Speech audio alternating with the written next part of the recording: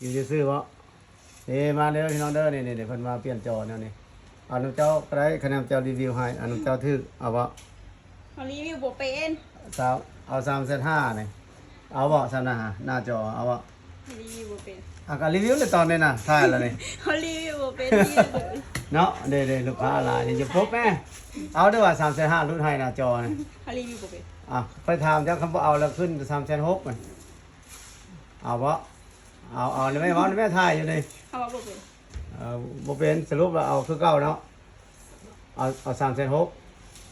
บ่เอา3.5เขารีวิวบ่เป็นเขาก็เลยบ่ ก็รีวิวแล้วตอนนี้นะ เข้ากองแล้วเนาะ รีวิวแบบใดจอถ้ามาเปลี่ยนจอห้านี้ใส่คักบ่ นั่นแหละลูกค้าหลายแบบหันเป็นกันเองแบบนี้นะ บ่ได้บ่ ลูกค้าหลายหันเข้ามาหานี่เป็นกันเองนะนั่นนี่บ่ โอเคได้แล้วตอนนี้นะ